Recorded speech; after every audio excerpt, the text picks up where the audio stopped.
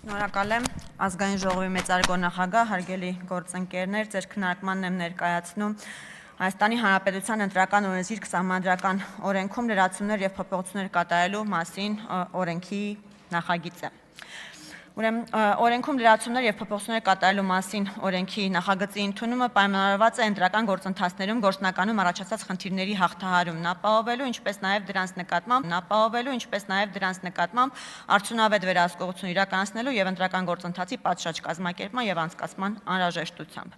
Մասնավորապես 2021 թվականի մայիսի 7-ին օրենքով կատարված փոփոխություններով սահմանվեց, որ ազգային ժողովի եւ համամասնական ընտրակարգով անցկացվող համայնքի ավականու ընտրությունների դեպքում սահմանված նմուշի քվեաթերթիկն անվավերը, եթե ներառում է որևէ գրառում կամ նշում կամ ծրարում քվեաթերթիկից բացի արկա է այլ իր։ 24 թվականի դեկտեմբերի 5-ի ՀՕ505 օրենքով կատարված փոփոխություններով քվեաթերթիկ անվավեր ճանաչելու հիմքերից հանվեց քվեաթերթիկից բացի ծրարում այլ իր արկա լինելու վերաբերյալ դրույթը, որը գործնականում կարող է բերել ընտրողի գաղտնի քվեարկության իրավունքի խախտմանը։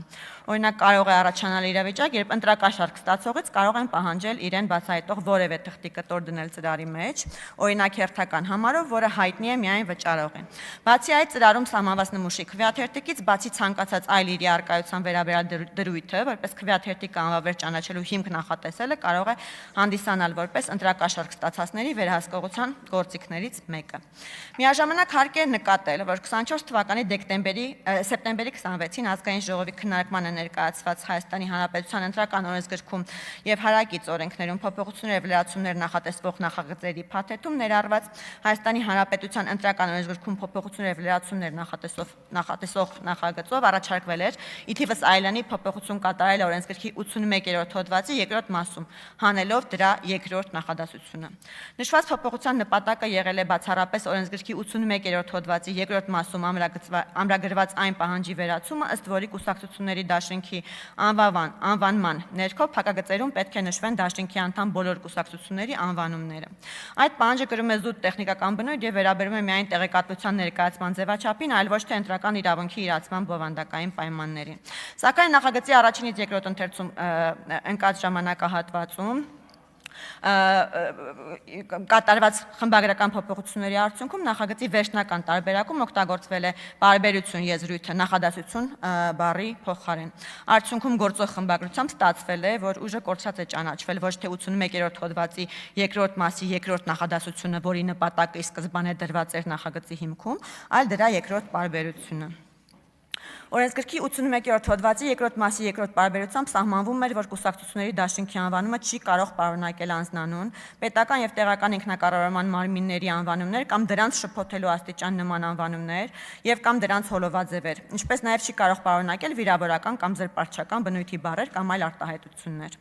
Միաժամանակ օրենսգրքի 129-րդ հոդվածի 2-րդ մասով համամասնական ընտրակարգով համայնքի ավականու անդամի թեկնածուների առաջադրման դեպքում նախատեսված է նույնաբովանդակ կարգավորում։ Ընդ որում օրենսգրքում նախորդ փոփոխությունների ընթացքում այդ դրույթները ներդրվել են միասնական հիմնավորմամբ եւ նույն նպատակներով։ Հետևաբար, եթե արկա լիներ քաղաքական կամ իրավական նպատակադրություն վերացնելու տվյալ սահմանափակումները, անհրաժեշտ կլիներ համապատասխան փոփոխություններ կատարել նաեւ օրենսգրքի 129-րդ հոդվածում, ինչպես նաեւ հարակից իրավական ակտերում։ Այդպիսի փոփոխություններ սակայն չեն առաջարկվել եւ նման քաղաքականության կամ իրավական մոտեցման վերաբերյալ որևէ քննարկում չի իրականացվել։ Նշված սահմանափակումները կրում են բովանդակային եւ սկզբունքային նշանակություն, դրանք նաեւ համահունչ են քաղաքական կուսակցությունների անվանման նկատմամբ գործող սահմանափակումներին, որոնք սահմանված են կուսակցությունների մասին սահմանադրական օրենքի 14-րդ հոդվածով։ Այս հանգամանքը եւս վկայում է համապատասխան կարգավորումների պահպանման համակարգային անհրաժեշտության